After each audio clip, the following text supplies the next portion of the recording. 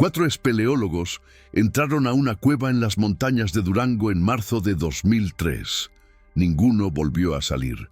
3 semanas después, el ejército mexicano acordonó toda la zona con alambre de púas y prohibió el acceso.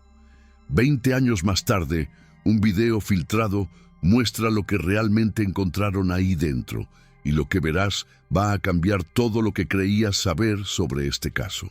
Si quieres descubrir la verdad que el gobierno ocultó durante 2 décadas, suscríbete al canal y activa la campanita, porque esta historia apenas comienza. La Cueva del Silbido. Así la llamaban los habitantes de San Miguel del Progreso, un pueblo de apenas 300 almas enclavado en la Sierra Madre Occidental, donde las montañas se alzan como gigantes de piedra que tocan el cielo y las nubes se enredan entre los pinos como fantasmas blancos. El nombre no era casual. Desde tiempos ancestrales, los pobladores hablaban de un sonido que emergía de las entrañas de la tierra durante las noches sin luna, un silbido agudo y persistente que hacía ladrar a los perros y despertaba a los niños con pesadillas. Los ancianos decían que era el aliento de la montaña, una advertencia para mantener alejados a los curiosos. Pero en el año 2003, 4 personas decidieron ignorar esa advertencia. Eran investigadores del Instituto de Espeleología de Monterrey, profesionales con años de experiencia explorando las cavernas más profundas del norte de México. El líder del grupo era Martín Ochoa, un hombre de 42 años con una barba espesa y manos curtidas por la roca.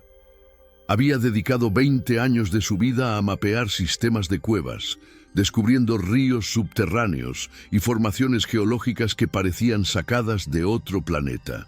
Con él viajaban Patricia Domínguez, una bióloga de 35 años especializada en fauna cavernícola, Roberto Campos, un fotógrafo de 28 años que documentaba cada expedición con una obsesión casi artística, y Andrea Solís, geóloga de 31, conocida por su capacidad para leer las rocas como si fueran libros abiertos. Llegaron a San Miguel del Progreso el 16 de marzo, un viernes por la tarde, cuando el sol comenzaba a esconderse detrás de los cerros, pintando el cielo de naranja y púrpura. Se hospedaron en la única posada del pueblo, una construcción de adobe con techo de tejas rojas y un patio central donde crecía un viejo nogal. La dueña, doña Refugio, una mujer de 60 años con el rostro marcado por el sol y las manos siempre ocupadas, les preparó café de olla y les advirtió con voz grave que la cueva no era un lugar para exploradores. Les contó que 3 cazadores habían entrado ahí en 1976. Solo uno salió, mudo y con la mirada vacía, incapaz de articular palabra sobre lo que había visto. Murió 2 semanas después en su cama, gritando en sueños palabras que nadie pudo entender. Martín escuchó con cortesía, pero no con convicción. Era un hombre de ciencia, acostumbrado a desmontar mitos con datos y equipos de medición. Esa noche, en el cuarto que compartía con Roberto, revisaron los mapas topográficos y las imágenes satelitales. La cueva se abría en una ladera escarpada a unos 4 kilómetros del pueblo, accesible solo mediante una caminata de 2 horas, por senderos que los lugareños usaban para llevar leña. Según los registros geológicos, la formación rocosa tenía más de 50 millones de años, producto de la actividad tectónica que había levantado la Sierra Madre. Pero lo que más intrigaba a Martín era un detalle en los estudios sísmicos recientes.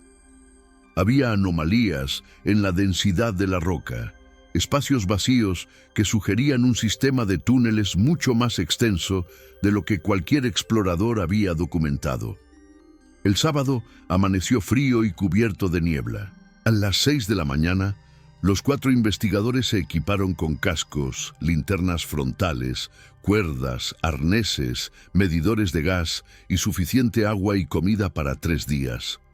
Andrea Llevaba además un detector de radiación, no porque esperara encontrar algo, sino porque era parte del protocolo estándar en exploraciones desconocidas. Martín informó a Doña Refugio que regresarían el lunes por la tarde y le dejó un número de emergencia en Monterrey por si no tenían noticias. Ella asintió en silencio, con esa expresión de quien sabe que algunas despedidas no tienen regreso. La caminata fue agotadora. El sendero ascendía por pendientes pronunciadas, entre pinos y encinos centenarios cuyas raíces se aferraban a la tierra como garras. Roberto iba fotografiando cada rincón, capturando la luz que se filtraba entre las ramas como lanzas doradas, el musgo que tapizaba las piedras, las huellas de venados en el lodo. Patricia se detenía cada tanto para observar aves o recolectar muestras de plantas. Andrea golpeaba las rocas con su martillo geológico, escuchando el eco sordo que revelaba la composición interna. Y Martín iba al frente, con el mapa en una mano y la brújula en la otra, verificando constantemente su posición.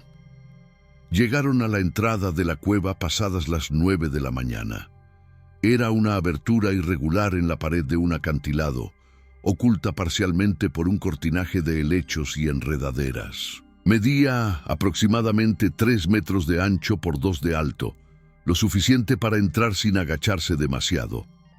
Desde adentro emanaba una corriente de aire frío y húmedo que traía un olor peculiar, difícil de definir, como a tierra mojada mezclada con algo metálico. Martín encendió su linterna y enfocó hacia el interior. La luz se perdía en la oscuridad después de unos metros, tragada por las sombras como si la cueva fuera una garganta viva. Antes de entrar, siguieron el protocolo de seguridad. Andrea midió los niveles de oxígeno, dióxido de carbono y gases tóxicos. Todo normal. Martín ató una cuerda guía a un pino cercano, una línea de vida que marcaría el camino de regreso. Roberto tomó fotografías de la entrada desde diferentes ángulos, documentando la vegetación circundante y la formación rocosa.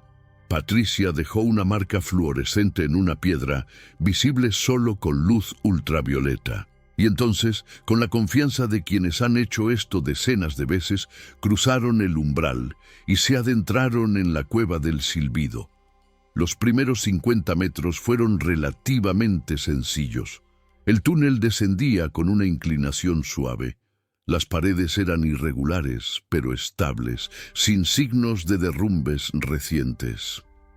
El suelo estaba cubierto de polvo fino y pequeñas rocas sueltas que crujían bajo sus botas. Andrea notó que las formaciones geológicas eran inusuales, estratos de piedra caliza intercalados con vetas de un mineral oscuro que no pudo identificar de inmediato. Tomó muestras con su cincel y las guardó en bolsas etiquetadas. A los 100 metros, el túnel se bifurcaba en 2 direcciones. La rama izquierda era más amplia y parecía descender hacia una cámara mayor, mientras que la derecha era más estrecha y horizontal. Martín decidió tomar la izquierda. Fue entonces cuando Patricia escuchó algo. Un sonido distante, casi imperceptible, que venía desde las profundidades. No era el silbido del que hablaban los lugareños, sino algo diferente, como un zumbido de baja frecuencia que hacía vibrar levemente el aire. Los demás también lo percibieron. Andrea revisó sus instrumentos, pero no detectó nada anormal. Roberto bromeó diciendo que probablemente era el viento circulando por túneles estrechos, un fenómeno común en cuevas complejas. Continuaron descendiendo. El aire se volvía más frío y húmedo con cada metro. Las paredes comenzaron a brillar con un tenue resplandor verdoso, el resultado de colonias de hongos bioluminiscentes que Patricia identificó como Mycena chlorophyllus, una especie rara pero no desconocida en ambientes subterráneos. Era hermoso y perturbador a la vez, como caminar dentro de una catedral iluminada por luces fantasmales. Roberto no dejaba de fotografiar, maravillado por la belleza surrealista del lugar. A las 11 de la mañana, alcanzaron una cámara enorme, un espacio abierto del tamaño de una iglesia pequeña, con el techo perdido en las sombras. En el centro había una formación de estalactitas y estalagmitas que se habían fusionado durante milenios, creando columnas masivas que parecían sostener el mundo de arriba. El zumbido era más fuerte aquí, resonando en las paredes como un coro de voces graves e ininteligibles. Martín sintió un escalofrío que no tenía nada que ver con el frío. Fue Andrea quien lo vio primero. En la pared del fondo, parcialmente oculto por una cortina de estalactitas, había algo que no era natural, una estructura metálica, oxidada y cubierta de minerales, pero inconfundiblemente artificial. Se acercaron lentamente, con las linternas enfocadas en ese objeto imposible. Era una puerta, o lo que quedaba de una. Un marco de acero con restos de remaches y bisagras rotas. Y junto a ella, grabadas en la piedra con letras casi borradas por el tiempo, había palabras en español: Proyecto Sombra, prohibido el acceso, Sedena 1962. El descubrimiento cambió todo. Martín se acercó a la estructura metálica y pasó los dedos por las letras grabadas, sintiendo la rugosidad del metal corroído bajo sus guantes. Sedena, Secretaría de Defensa Nacional. ¿Qué hacía una instalación militar en medio de una cueva remota en la Sierra Madre? Y más importante aún, ¿qué era el Proyecto Sombra? Andrea fotografió las inscripciones desde múltiples ángulos, mientras Roberto documentaba toda la estructura. Patricia, por su parte, examinaba las formaciones minerales alrededor del marco metálico y notó algo inquietante.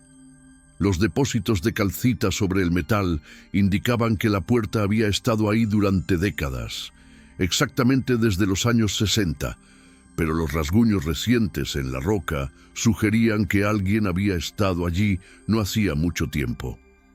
Detrás de la puerta colapsada se abría otro túnel, este claramente excavado por manos humanas. Las paredes eran demasiado rectas, el techo demasiado uniforme. Había marcas de herramientas, surcos regulares que indicaban el uso de explosivos controlados y maquinaria pesada. El zumbido se intensificaba a medida que avanzaban por este corredor artificial, ahora acompañado de un olor acre como a ozono después de una tormenta eléctrica. Los instrumentos de Andrea comenzaron a dar lecturas extrañas. El detector de radiación emitió un par de pitidos breves, no suficientes para indicar peligro inmediato, pero sí para confirmar que había niveles anormales de radiación de fondo. Martín debatió si continuar o no.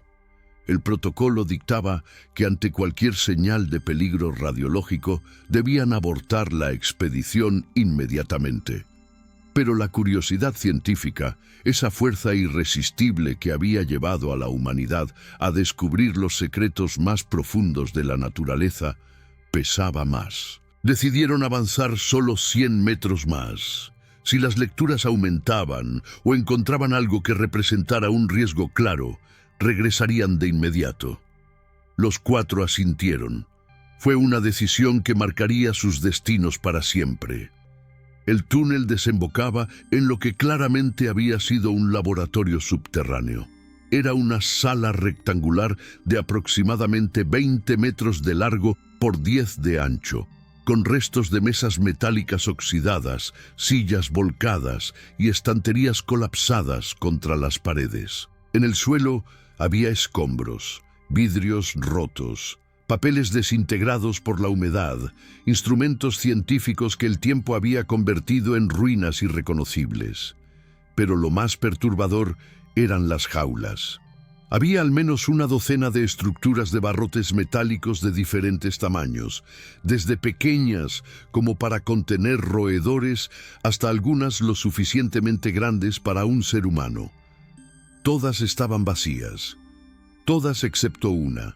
En el rincón más alejado, iluminada apenas por el resplandor tenue de sus linternas, había una jaula de tamaño mediano. Y dentro, acurrucado contra los barrotes, había un esqueleto. No era humano.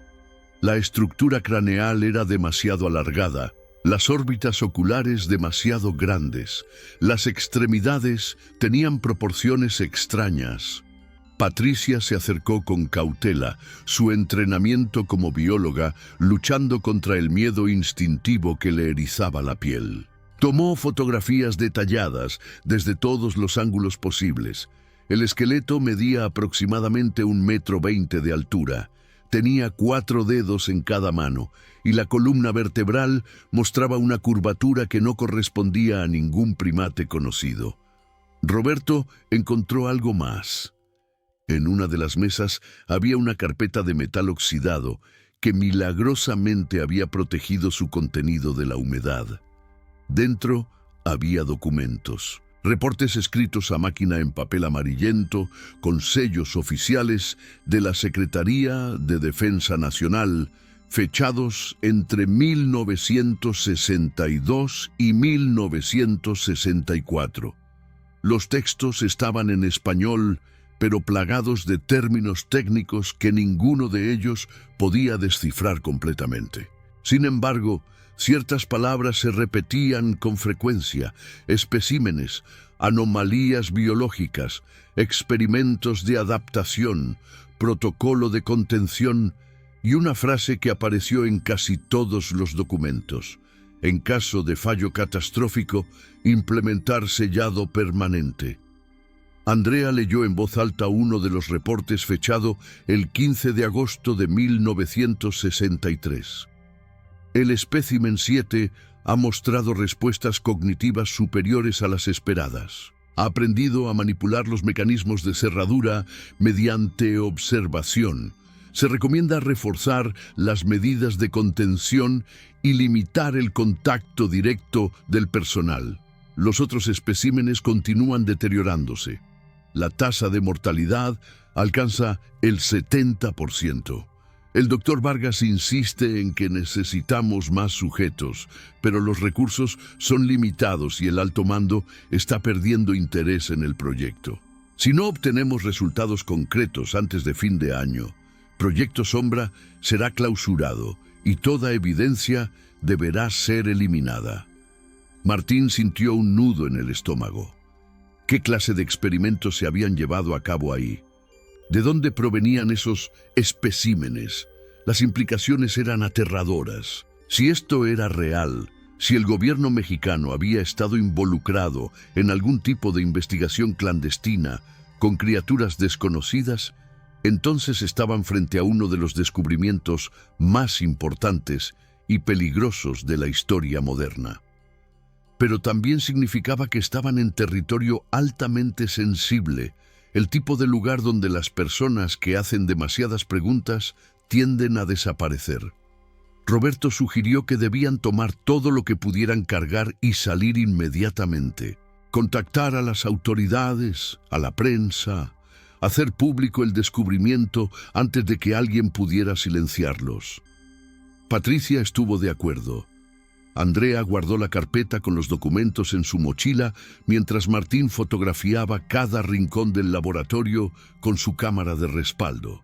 Fue entonces cuando escucharon el sonido. No era el zumbido constante al que ya se habían acostumbrado. Era diferente. Pasos, claramente pasos. Múltiples pares de botas golpeando la roca en el túnel por el que habían llegado. Y voces. Órdenes dadas en tono militar, secas y autoritarias. Martín apagó su linterna y los demás lo imitaron de inmediato.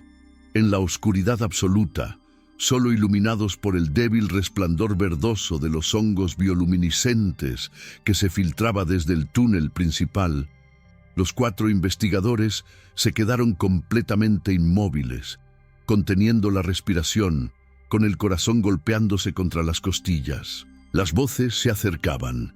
Eran al menos 4 o 5 hombres, tal vez más. Una linterna potente iluminó la entrada del laboratorio subterráneo. Martín hizo una seña silenciosa y los cuatro se deslizaron detrás de unas estanterías caídas, apretándose contra la pared. La luz barría la habitación metódicamente. Entonces escucharon una voz clara, con acento del norte de México, que daba instrucciones. Revisen toda el área. Si hay intrusos, quiero que los encuentren. Vivos si es posible, pero el objetivo es recuperar cualquier material que hayan tomado.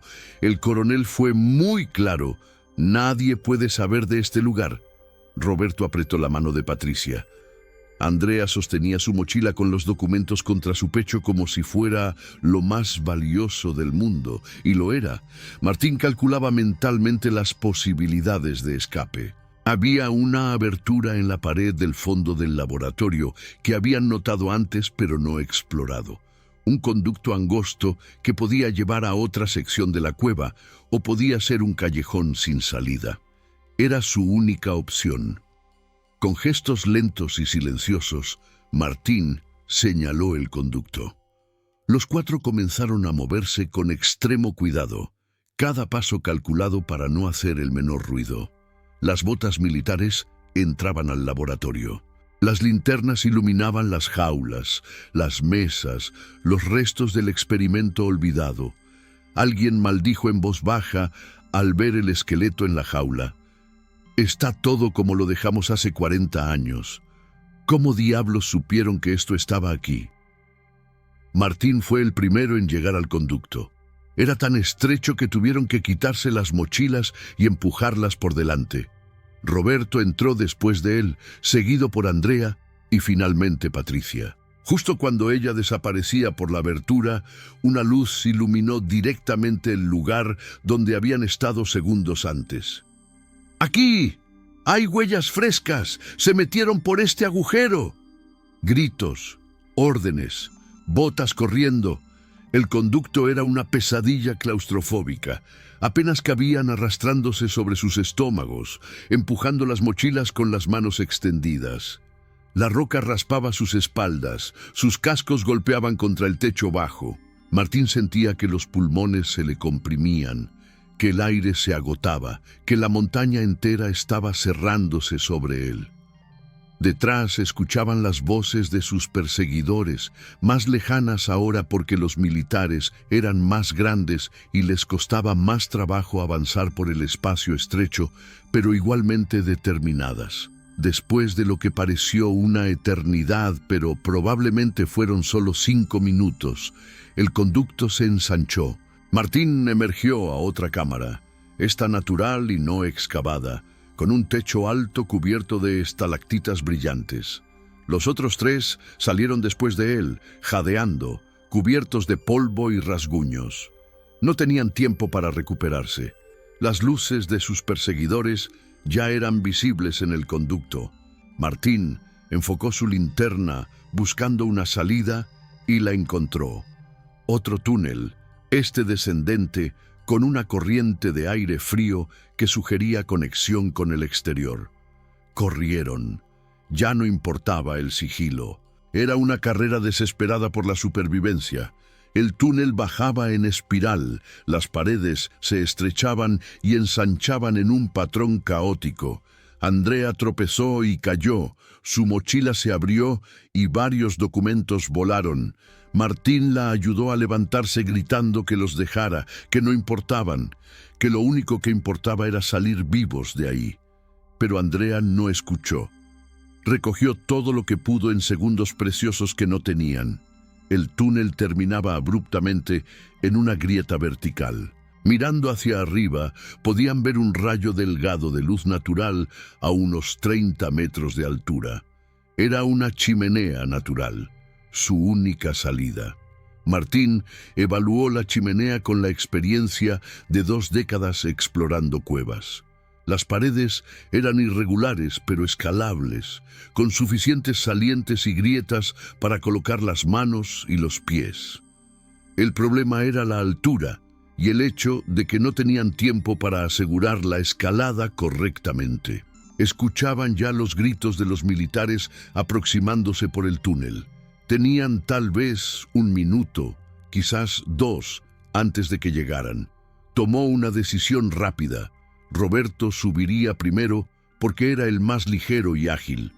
Una vez arriba, aseguraría una cuerda para que los demás pudieran ascender más rápido. Roberto se quitó la mochila para reducir peso. Guardó solo su cámara en una bolsa impermeable atada a su cintura y comenzó a escalar. Sus movimientos eran precisos, cada agarre calculado, cada paso firme. 10 metros, 15. Las voces de los militares resonaban ahora en la cámara inferior. Una linterna iluminó la base de la chimenea. ¡Están escalando! ¡Disparen! El estallido de un disparo resonó como un trueno en el espacio cerrado. La bala impactó la roca cerca de Roberto, arrancando esquirlas que cortaron su mejilla. Pero siguió subiendo, más rápido ahora, impulsado por la adrenalina pura del terror. Martín empujó a Andrea y Patricia contra la pared lateral de la chimenea, fuera del ángulo de tiro directo. Más disparos. Las balas rebotaban en las paredes, creando un caos de ecos metálicos. Una alcanzó la mochila de Patricia, atravesando el material y destruyendo su equipo de medición. Martín sacó su radio satelital, el dispositivo de emergencia que habían traído para comunicarse con la superficie en caso de problemas. Lo encendió con manos temblorosas y presionó el botón de SOS. El aparato emitió una señal de confirmación. Un mensaje automático con sus coordenadas GPS había sido enviado al instituto en Monterrey. Era su única esperanza. Roberto alcanzó la cima de la chimenea. La abertura daba a un barranco cubierto de vegetación, a menos de 1 kilómetro del pueblo.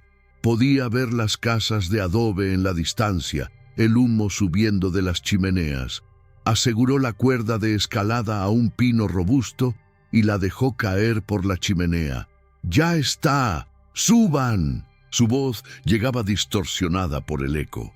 Patricia fue la siguiente. Comenzó a escalar usando la cuerda como apoyo, sus manos expertas encontrando los agarres adecuados a pesar del pánico que le nublaba la mente. Otro disparo. Este pasó tan cerca de su cabeza que sintió el calor de la bala. Abajo, Martín vio cómo 2 militares comenzaban a escalar también, persiguiéndolos con determinación implacable. Uno de ellos llevaba el fusil colgado en la espalda. El otro había enfundado su arma para poder usar ambas manos. Eran escaladores entrenados, eso era evidente. Avanzaban más rápido de lo que cualquier civil podría. Andrea subió siguiente, sus brazos ardiendo por el esfuerzo. La mochila con los documentos del proyecto Sombra golpeándole la espalda con cada movimiento. Martín era el último. Comenzó a escalar, pero había un problema. La cuerda no era lo suficientemente larga para llegar hasta abajo. Los últimos 5 metros tendría que hacerlo sin apoyo, confiando solo en su fuerza y experiencia. Los militares estaban ya a mitad de camino. Uno de ellos le gritó: «¡Detente ahora! ¡Detente! ¡O disparo!». Martín no se detuvo. Sus dedos encontraron un saliente delgado, sus pies se apoyaron en una grieta minúscula. Un movimiento, otro. El músculo de su brazo izquierdo se contrajo en un calambre brutal. Por un segundo perdió el agarre y quedó colgando solo de su mano derecha y un pie precariamente apoyado. «¡Martín!». La voz de Patricia desde arriba, desesperada. Con un gruñido de esfuerzo puro, Martín se impulsó hacia arriba y alcanzó la cuerda. Sus manos se cerraron alrededor de ella como garras. Comenzó a trepar con una velocidad que no sabía que poseía, cada tirón de brazos acercándolo a la luz del día, a la salvación. El militar más cercano estaba a solo 3 metros de él. Extendió una mano tratando de alcanzar su bota. Roberto desde arriba tomó una decisión. Sacó su navaja de bolsillo y comenzó a cortar la cuerda. «¡Roberto, no! Martín todavía está en ella». Pero Roberto había calculado bien. Cortó solo los últimos centímetros, los suficientes para que la cuerda se tensara al máximo, pero no se rompiera. Martín sintió la cuerda ceder ligeramente, ese momento de terror donde parece que todo va a colapsar, pero se mantuvo.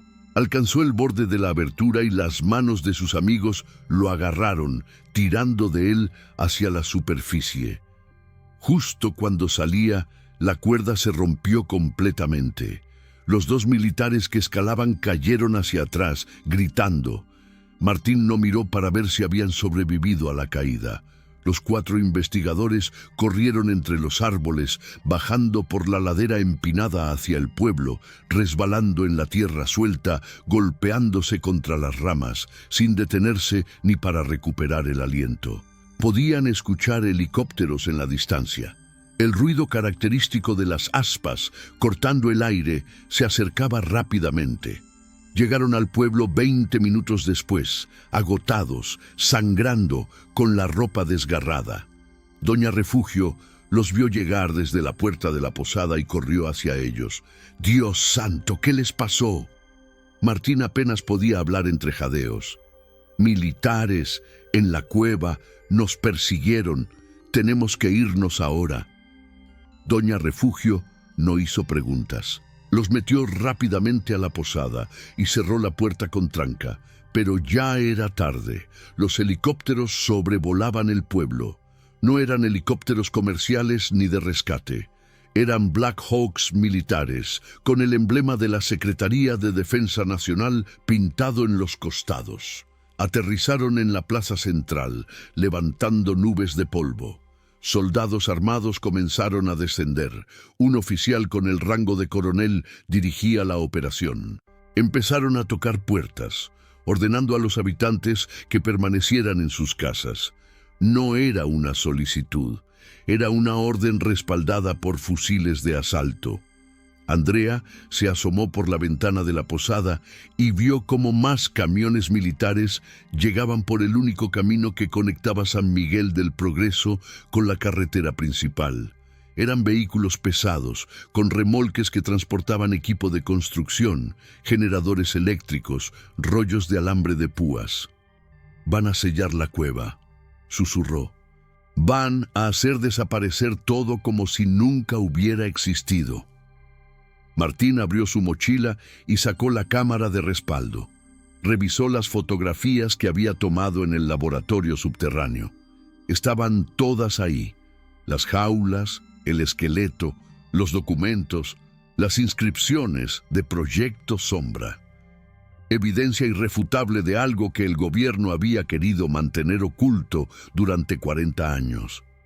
Roberto verificó su propia cámara. También había documentado todo. Andrea sostenía su mochila con los documentos físicos como si fuera un tesoro invaluable, lo cual era. Golpearon la puerta de la posada. Golpes duros, militares. La voz del coronel resonó desde el otro lado. «Abran inmediatamente. Esta es una operación de seguridad nacional. Tienen 10 segundos para abrir esta puerta o la derribaremos». Doña Refugio miró a los 4 investigadores con lágrimas en los ojos. «Lo siento», susurró. No tenía opción. Abrió la puerta. Entraron 6 soldados con fusiles apuntando. El coronel entró detrás de ellos, un hombre de unos 50 años con el rostro endurecido por décadas de servicio militar, los ojos fríos y calculadores. Miró a los 4 investigadores como un entomólogo miraría especímenes interesantes pero problemáticos. Martín Ochoa, Patricia Domínguez, Roberto Campos, Andrea Solís.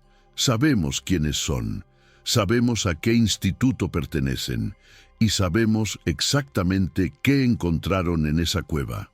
Martín dio un paso adelante, colocándose entre el coronel y sus compañeros. Somos investigadores civiles realizando una exploración legítima. No hemos violado ninguna ley. El coronel sonrió, pero no había humor en esa sonrisa. La Cueva del Silbido fue declarada Zona de Seguridad Nacional mediante decreto clasificado en 1964. Cualquier persona que ingrese sin autorización está sujeta a detención indefinida bajo cargos de amenaza a la seguridad del Estado. Así que sí, han violado la ley. Una ley que ni siquiera sabían que existía, lo cual es lamentable pero irrelevante. Los soldados les quitaron las mochilas. Andrea intentó resistirse, pero un soldado la empujó contra la pared con fuerza suficiente para dejarla sin aliento. Revisaron todo el contenido metódicamente. Encontraron las cámaras, los documentos, las muestras geológicas. El coronel tomó la carpeta con los reportes del Proyecto Sombra y la hojeó lentamente, su expresión impasible. Esto debió haber sido destruido hace décadas. Alguien fue descuidado, cerró la carpeta y se la entregó a un subordinado. «Quémenlo, todo. No pueden hacer esto». Patricia encontró su voz, temblorosa, pero decidida. El mundo tiene derecho a saber qué experimentos se realizaron ahí, qué eran esas criaturas, de dónde vinieron. El coronel la miró con algo que casi parecía piedad. «Señorita Domínguez, hay cosas que la población civil no está preparada para conocer. Verdades que causarían pánico, caos, el colapso de la confianza en las instituciones. El Proyecto Sombra fue cerrado por buenas razones y permanecerá cerrado». Roberto intentó un acercamiento diferente. «Al menos explíquenos qué estaban investigando. Somos científicos, podemos entender, podemos ayudar». El coronel negó con la cabeza. «No necesitamos su ayuda. Lo que necesitamos es su silencio». Hizo una seña y los soldados sacaron documentos impresos, contratos de confidencialidad respaldados por amenazas legales. «Van a firmar esto. Es un acuerdo de no divulgación con cláusulas de seguridad nacional. Si alguna vez hablan sobre lo que vieron, sobre esta cueva, sobre el Proyecto Sombra, enfrentarán cargos federales con penas de hasta 30 años de prisión. Sus familias serán investigadas, sus carreras destruidas. ¿Comprenden?». Martín leyó el documento con manos temblorosas. Era exactamente lo que el coronel había descrito. Un silenciamiento legal respaldado por todo el peso del aparato de seguridad del Estado. ¿Y si nos negamos? El coronel se acercó a él hasta que sus rostros estaban a centímetros de distancia. Entonces sus cuerpos nunca serán encontrados y sus familias pasarán el resto de sus vidas preguntándose qué les pasó. Esa es la opción que prefieren. No había opción real. Uno por uno, los 4 investigadores firmaron los documentos. Andrea lloró mientras lo hacía, lágrimas de rabia e impotencia cayendo sobre el papel oficial. Roberto firmó con una rabia silenciosa que le hacía temblar la mano. Patricia cerró los ojos y firmó, susurrando una disculpa silenciosa a la verdad que estaban sepultando. Y Martín firmó último, sintiendo que traicionaba todo lo que había dedicado su vida a hacer: descubrir, documentar, compartir el conocimiento. El coronel recogió los documentos firmados y los guardó en un maletín de cuero.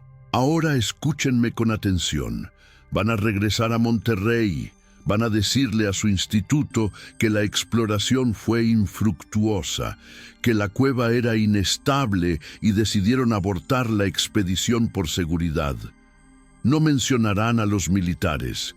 No mencionarán lo que encontraron, vivirán sus vidas normalmente y si son inteligentes, tratarán de olvidar que esto alguna vez sucedió». Se dirigió hacia la puerta, luego se detuvo y se giró. Y dejen sus teléfonos celulares, computadoras portátiles y cualquier otro dispositivo electrónico. Los recuperarán en una semana, después de que nos aseguremos de que no hay copias de las fotografías. Les confiscaron todo: los teléfonos, las laptops, las tabletas, incluso los relojes inteligentes. Patricia intentó protestar que necesitaba su teléfono para contactar a su familia, pero un soldado simplemente se lo quitó de las manos sin decir palabra. Estaban completamente aislados, sin manera de comunicarse con el mundo exterior, sin evidencia de lo que habían descubierto. Los mantuvieron en la posada bajo vigilancia durante 3 días. Soldados armados custodiaban la puerta y las ventanas. No podían salir, no podían hablar con nadie del pueblo. Doña Refugio les traía comida 3 veces al día, pero siempre en silencio, con la mirada baja, aterrorizada por la presencia militar. En esos 3 días, desde la ventana de su habitación, Martín vio cómo camiones tras camiones subían por el sendero hacia la cueva. Transportaban toneladas de cemento, explosivos, maquinaria pesada. Escuchó detonaciones distantes, el estruendo de rocas colapsando. Estaban sellando la cueva, enterrando el proyecto Sombra bajo toneladas de escombros y concreto reforzado. Al 4.º día, un convoy militar los escoltó de regreso a Monterrey. Fue un viaje de 6 horas en completo silencio, flanqueados por vehículos del ejército adelante y atrás. Cuando llegaron a la ciudad, les devolvieron sus dispositivos electrónicos, completamente borrados. Todas las fotografías, todos los videos, todos los documentos digitales habían desaparecido. El coronel tenía razón, no había evidencia. Solo sus memorias, y esas estaban atadas por un contrato de silencio respaldado por amenazas muy reales. Los 4 intentaron retomar sus vidas normales. Martín volvió a su trabajo en el instituto, pero ya no era el mismo. Dejó de explorar cuevas. Las solicitudes de expediciones se acumulaban en su escritorio sin respuesta. Roberto seguía tomando fotografías, pero habían perdido su pasión, su propósito. Patricia continuó sus investigaciones sobre fauna cavernícola, pero había una sombra en su mirada, un peso que nunca la abandonaba. Andrea se sumergió en su trabajo con una intensidad obsesiva, como si pudiera enterrar los recuerdos bajo capas de datos geológicos y análisis de rocas. Nunca hablaron de lo que había sucedido, ni siquiera entre ellos. El miedo era demasiado real, demasiado tangible. Sabían que estaban siendo vigilados, llamadas telefónicas con extraños ecos, autos desconocidos estacionados frente a sus casas, la sensación constante de ser observados. El gobierno se aseguraba de que recordaran las consecuencias de romper su silencio. Pasaron los años, 2004, 2005, 2010. La vida continuaba, pero la verdad sobre la cueva del Silbido permanecía enterrada, tanto literal como figurativamente. San Miguel del Progreso se convirtió en pueblo fantasma. Los habitantes fueron reubicados mediante un generoso programa de compensación del gobierno. Las casas de adobe fueron abandonadas, las calles se llenaron de maleza. La única posada donde se habían hospedado se derrumbó lentamente bajo el peso del tiempo y el olvido, y donde antes se abría la entrada de la cueva, ahora había solo un muro de concreto armado con señales de advertencia. Zona militar, prohibido el paso, se disparará sin previo aviso. Pero los secretos, por más profundo que los entierres, tienen una manera de resurgir. 20 años después, en marzo de 2023, Roberto Campos recibió un sobre sin remitente. Había llegado a su apartamento en Monterrey por correo regular, sin estampillas, simplemente dejado en su buzón. Dentro había una memoria USB y una nota escrita a mano con una sola frase: «Alguien más necesita saber la verdad». Roberto la sostuvo con manos que temblaban por razones que no eran físicas. Durante 20 años había intentado olvidar. Durante 20 años había vivido con el peso del silencio. Y ahora esto. Insertó la memoria USB en su computadora. Contenía un solo archivo de video, fechado 2 semanas antes. Lo reprodujo. La imagen era granulada, filmada con una cámara de teléfono celular, pero lo que mostraba era inconfundible. Era la cueva. Alguien había logrado entrar. El video mostraba el túnel principal, ahora parcialmente colapsado pero aún transitable. La cámara se movía nerviosamente, iluminando las paredes con una linterna. Había grafitis recientes en español e inglés. La verdad está aquí. Proyecto Sombra vive. No estamos solos. Y luego, el video llegaba a lo que quedaba del laboratorio subterráneo. Las jaulas seguían ahí, oxidadas y retorcidas. Pero había algo nuevo. En la pared del fondo, alguien había abierto una sección que antes estaba sellada. El video mostraba brevemente lo que había detrás.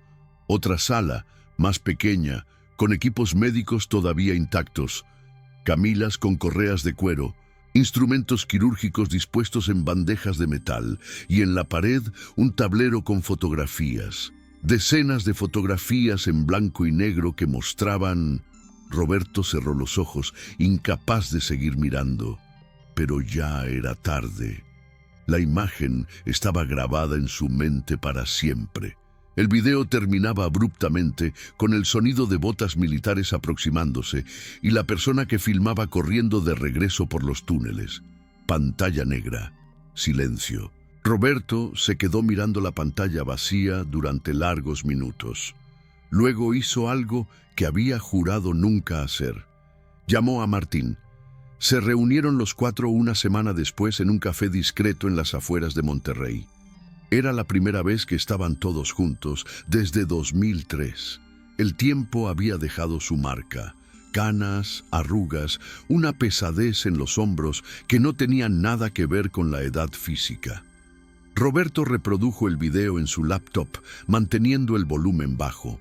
Cuando terminó, el silencio en la mesa era tan pesado que parecía tener masa física. Patricia fue la primera en hablar. ¿Quién envió esto y por qué ahora? Nadie tenía respuestas. Andrea miraba fijamente su café, revolviendo la cucharilla en círculos infinitos. Durante 20 años he intentado convencerme de que tal vez lo imaginamos. Que tal vez fue algún tipo de alucinación colectiva causada por gases en la cueva. Pero esto... Su voz se quebró. Esto confirma que todo fue real. Martín tomó una decisión. Sacó su teléfono celular y comenzó a escribir. Voy a publicar nuestra historia en cada plataforma que pueda. Blogs, redes sociales, foros de conspiración, donde sea que alguien pueda escuchar. Que vengan a arrestarme. Ya no me importa. Roberto puso una mano sobre la de Martín, deteniéndolo. Espera, si hacemos esto, tiene que ser inteligente. No podemos simplemente gritar al vacío. Necesitamos estrategia. Necesitamos que la historia se vuelva tan grande que no puedan silenciarla. Patricia asintió lentamente. Tengo contactos en medios internacionales. Periodistas de investigación que han trabajado en casos de gobiernos ocultando información. Si les damos la historia completa, con el video como evidencia, no podrán ignorarlo. Andrea agregó, y yo tengo copias de los análisis geológicos que hice antes de que confiscaran todo. Datos sobre las anomalías radiológicas, las formaciones minerales inusuales, evidencia científica que respalda nuestra historia. Durante las siguientes semanas trabajaron en secreto. Martín escribió un relato detallado de todo lo que habían vivido en 2003. Roberto digitalizó las pocas fotografías físicas que había logrado ocultar durante todos esos años. Imágenes que había tomado con una cámara desechable que los militares nunca encontraron. Patricia contactó a un periodista del New York Times especializado en investigaciones de encubrimientos gubernamentales. Andrea preparó un informe técnico sobre las características geológicas y radiológicas de la cueva que sugería fuertemente la presencia de tecnología avanzada o materiales no naturales. El artículo se publicó un martes por la mañana. The Shadow Project, a 20-year government cover-up in Mexico. Incluía testimonios de los 4 investigadores, el video de la memoria USB, las fotografías de Roberto, el análisis científico de Andrea. La historia explotó. En 24 horas era tendencia en redes sociales en todo el mundo. Los principales medios mexicanos no tuvieron más remedio que cubrirla. La Secretaría de Defensa Nacional emitió un comunicado oficial negando todo, calificando la historia como ficción sin fundamento, pero el daño ya estaba hecho. La semilla de la duda había sido plantada. 3 días después, un grupo de reporteros y camarógrafos, acompañados por representantes de organizaciones internacionales de derechos humanos, llegaron a San Miguel del Progreso. Encontraron el pueblo abandonado exactamente como los 4 investigadores lo habían descrito, y encontraron el muro de concreto que bloqueaba la entrada de la cueva, con las señales militares de advertencia todavía en pie. Filmaron todo. Entrevistaron a antiguos habitantes del pueblo que habían sido reubicados, muchos de los cuales ahora, después de 20 años, estaban dispuestos a hablar sobre los extraños eventos de 2003, sobre los helicópteros militares, sobre cómo les prohibieron regresar jamás. La presión internacional creció. Organizaciones de transparencia gubernamental exigieron que México abriera una investigación oficial sobre el Proyecto Sombra. La ONU solicitó acceso a los archivos clasificados. Protestas se organizaron frente a las instalaciones de la Sedena exigiendo respuestas. El gobierno mexicano se encontró en una posición imposible: continuar negando y parecer culpable de un encubrimiento masivo, o admitir parcialmente la verdad y enfrentar preguntas aún más difíciles. Martín, Patricia, Roberto y Andrea fueron invitados a dar testimonios ante comités internacionales. Aparecieron en documentales, en programas de noticias, en podcasts. Su historia resonó porque tocaba miedos fundamentales. ¿Qué más está ocultando nuestro gobierno? ¿Qué verdades sobre la realidad nos están siendo negadas? ¿Estamos realmente solos en el universo o hay algo que las autoridades consideran que no estamos preparados para conocer, pero también pagaron un precio?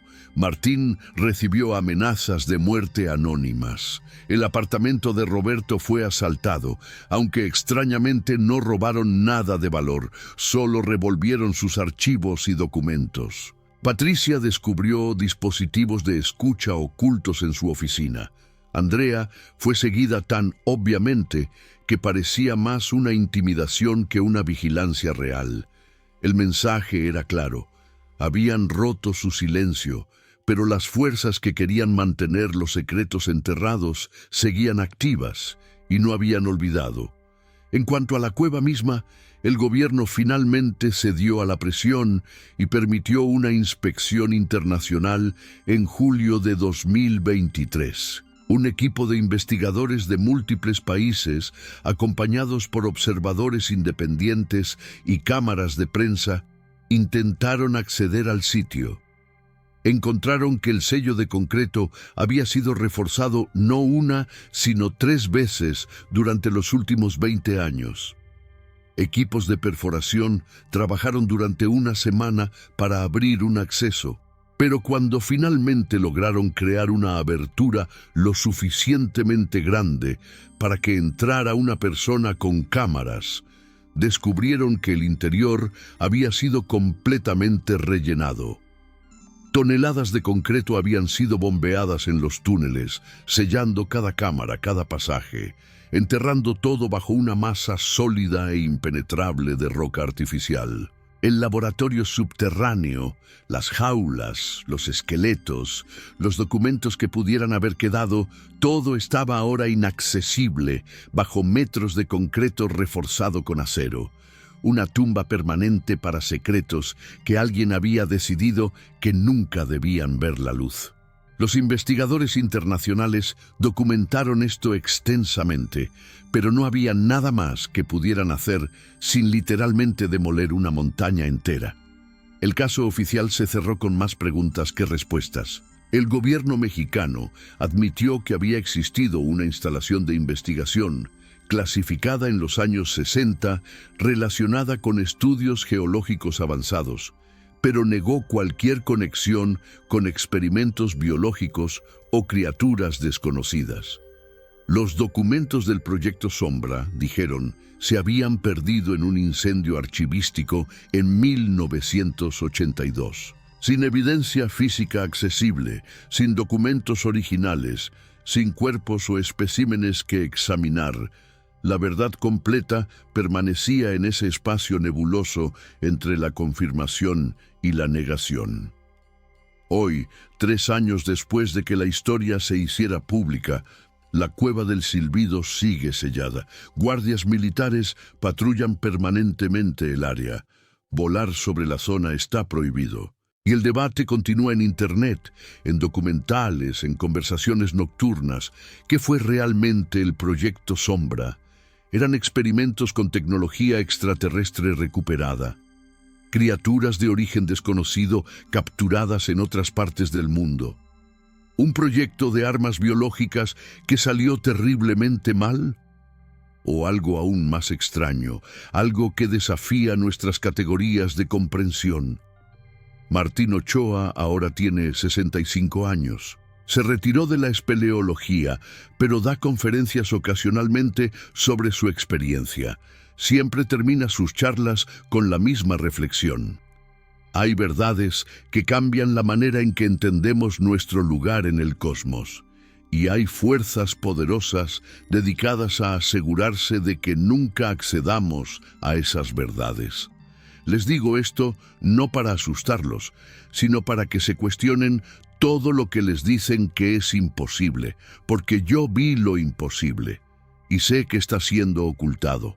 Si lo que te he contado hoy te ha hecho pensar, si te ha inquietado, si te ha dejado con preguntas que no tienen respuestas fáciles, entonces comparte este video. Comenta qué crees que fue realmente el Proyecto Sombra.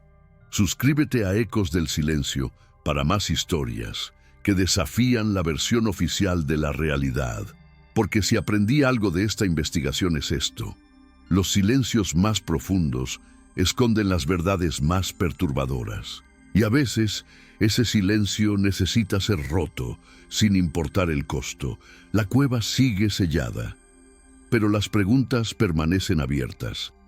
¿Qué vieron realmente esos 4 exploradores en 2003? ¿Qué secretos justifican 20 años de encubrimiento militar? ¿Y qué otras verdades están siendo ocultadas en lugares remotos donde nadie se atreve a buscar? Tal vez nunca lo sabremos con certeza. O tal vez, algún día, alguien más encontrará una manera de entrar, una manera de traer a la luz lo que fue enterrado en la oscuridad. Hasta entonces, la Cueva del Silbido guarda sus secretos. Y nosotros guardamos nuestras preguntas.